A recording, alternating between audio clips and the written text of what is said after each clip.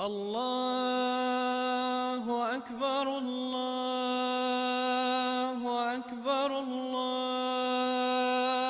أكبر لا إله إلا الله الله أكبر.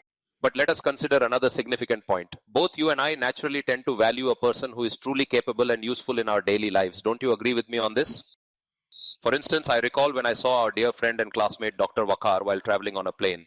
I immediately stood up to greet him personally because I have such incredibly high regard for the important and useful work he does for people. I went over to greet him partly because he is an old friend from my past, but also because he is a highly respected doctor.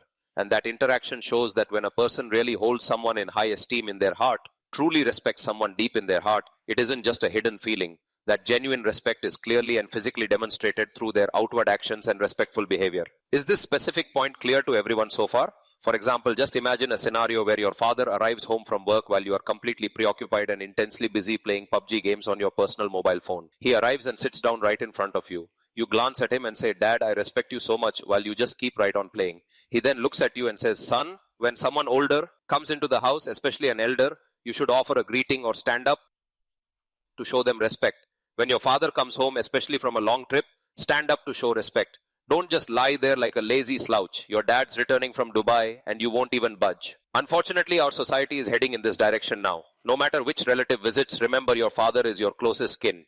Who is he to you if not the most important relative? Your father is your most significant relative after all.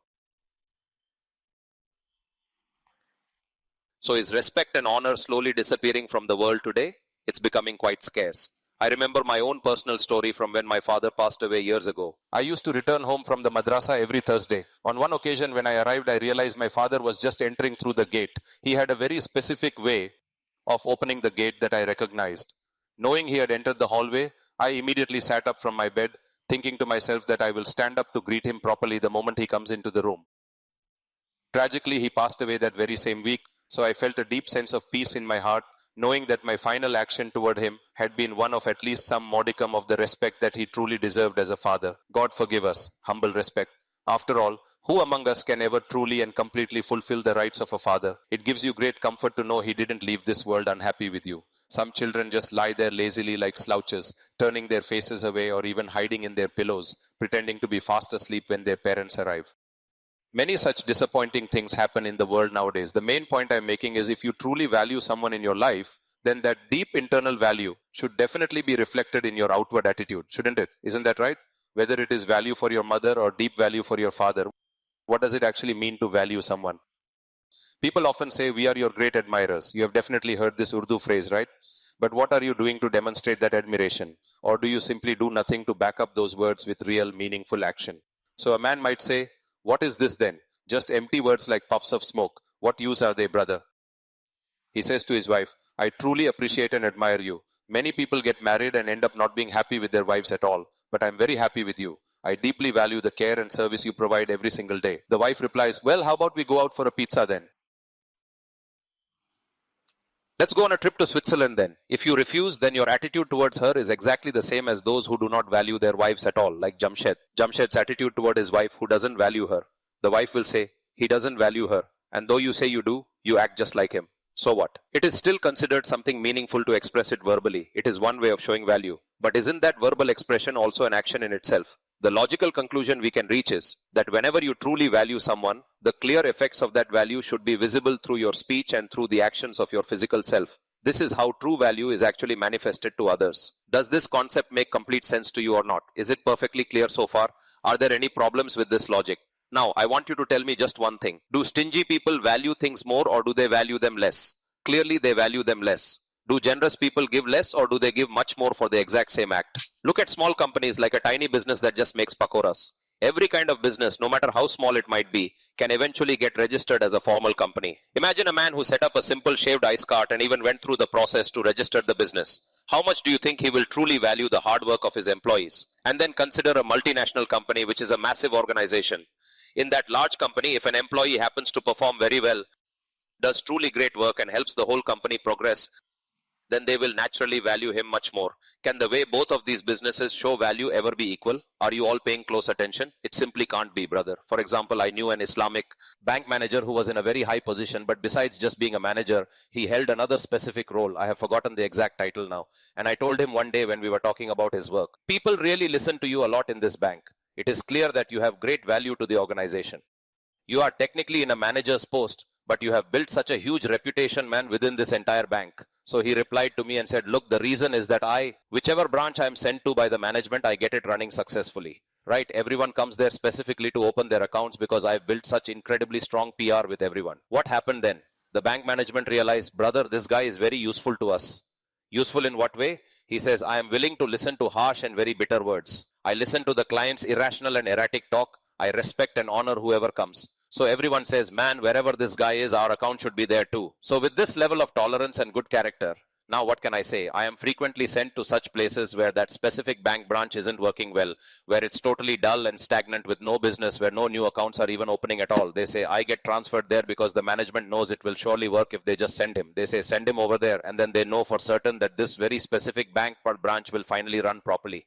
They say, I go there and it starts running immediately simply because my attitude toward the customers is so very good. So the people at the bank also value such a man. You understand that, right? So it is exactly like this in the world. This principle applies everywhere you look for success. A truly useful person is naturally valued by everyone around them, but everyone's specific way of showing that value is not exactly the same. There are differences in how they express it. There are ungrateful people in the world too, and even among those who do value others, there's a significant difference. For instance, what will a stingy man do? He'll value you only slightly. If you did a very big favor for him, he might just buy you a simple cup of strong tea in return. In his mind, that was his grand way of valuing you very much. It is like the story I told you before, right? That miserly man brought desi ghee home for the kids, then told them to eat by just rubbing their bread on the container. He says he values his children, brother, so he said the ghee tin won't be opened. He told them to just rub your bread on the outside of the tin. Then they eventually rubbed it on the cupboard door itself once they put the tin inside. They were even beaten for that. He asked, couldn't you manage to survive without ghee for a few days? So now tell me one thing. When it comes to the act of truly valuing, can anyone in existence ever compete with Allah? Can anyone truly compete with his generosity? So this is exactly why Allah says to us that in my divine sight and according to my standards, true value lies solely in a person's work and intentions. I will value the one who is useful to others. As for the one who isn't useful, then all of your grace and your physical beauty or even your massive worldly wealth, I have absolutely nothing to do with it. It is just as if a woman's own husband or a man's wife happens to be husband or a man's wife is wealthy, but he or she isn't useful at all. Then really what's the use of that? For instance, the local imam is rich, but if he neither leads the prayer nor does he give any sermon or take any real responsibility for the mosque, then you'll say, brother, that wealth is your personal matter, it's your car, what's it to me? So for this specific reason, the Prophet said that Allah Almighty says, verily Allah does not look at your outward deeds, nor does he look at your wealth, nor does he look at your physical forms or appearances. Allah has absolutely nothing to do with your looks or physical appearance, nor with the money you have in the bank. Allah has no concern for these material things. These are merely our own human issues and worldly preoccupations we worry about. These are merely our own issues. But He looks exclusively at your deeds and your inner intentions. He only looks at your deeds and the intentions of your heart. An intention is also actually a deed. Since there are two types of deeds, the outward and the inward, that's why it's stated separately. Otherwise, even the secret intention of the heart is considered a deed. Allah only looks at the deed. So brother, this is the fundamental point that we are trying to explain to you today. This is the absolute core essence of the call to faith that we preach. We often observe that, well, when seen from our own perspective, that for merit, there should be a completely different kind of deed. In Allah's sight, for example, just suppose, and God forbid this happens, that I suddenly fall very ill with some disease. God forbid, suppose it is a serious stomach ailment. Now I find out that there is a very renowned and famous specialist for the stomach who is widely known for his expertise and his ability to cure people of their various ailments. And he has worked very hard his entire life. He has struggled. His study is vast and his experience is truly great. But you find out that he is a Hindu. So I ask you, what is he in that context? He is a Hindu. He goes to the temple very regularly to perform his rites. He worships idols as part of his faith. Even in his medical clinic, he has kept 4 or 5 deities on display, and he is a very staunch and devoted Hindu in his personal life. But does that matter to me when I'm looking for a cure for my stomach pain? But in his medical field, what is he? He is an undeniable expert. And just suppose I have already tried every other possible treatment from every other doctor, and I'm completely fed up with the pain and the lack of progress in my recovery from this illness. So in my eyes, when the severe stomach issue arises, is this Hindu man useless, or is he actually quite useful to me? The answer is that he is a very useful man for my specific problem. Should I have anything at all to do with his worship of idols? What's it to me, brother? That is your own personal and private matter. You go to a temple and do what you believe in, but you have the specific cure for my stomach. Please just treat it, brother. Isn't that how it is? So imagine there is an elder, a very great and pious elder. You want to ask him questions or get a fatwa, but let me tell you one thing about this situation. He is a high-level man of God, but he doesn't possess the knowledge of the religion. He hasn't formally learned the skill to give fatwas from anyone qualified. So will you actually take a fatwa from him? Right, brother? Look, being pious is one thing, but formal training is another. Having knowledge is another thing. He lacks knowledge of Quran and Sunnah. Similarly, remember, there is a scholar. Knowledge of Quran and Sunnah is plenty, but he himself is not religious. So in that specific regard, he is a useful man for you because he knows the detailed rulings of all the matters at hand, but he's not useful for learning religion from him, seeking the name of Allah or developing the love of Allah. That won't happen. If it's not in him, how will it come to you? So this lesson teaches us one important thing, that when we say this person is useful, we must recognize that even in that statement, the standards people use are different. People's standards are often quite different. Are you following my logic or not? A Hindu doctor is very useful in my view because he can cure my physical ailment in the moment. One who is useful to me is not useful in the eyes of Islam because he commits shirk, and we know that the divine punishments for shirk are very severe indeed, and the warnings against shirk are clear. The Quran was revealed primarily to negate shirk, right? What do you think, brother? For what ultimate purpose was the Quran actually revealed? To tell you clearly whom you should worship, and to worship only one Allah. That is exactly why the Quran was revealed. So it is entirely possible that a person is useful in my eyes, and he might even be very useful in your eyes. Useful in your eyes, but in Allah's eyes, he is, say it with me, not useful. He is simply not useful in the eyes of Allah because he lacks the foundation of faith. If you have stomach problems, in your eyes, maybe I am considered useful. And you say, friend, Mufti Sahib is a very useful man. His survival is vital to us. He is a very useful man to have around. But if you have pain in your kidneys, am I of any actual use to you then? Right, brother?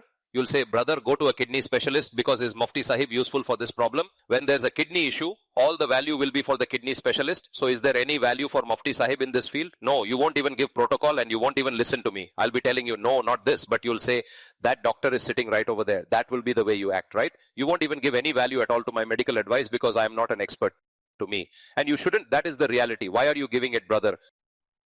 Whoever's field it is, give it some true value in this. When the topic of having 4 marriages comes up, immediately then my image will start spinning in your mind, even though I am of no use to you in this either, but I don't arrange matches at all.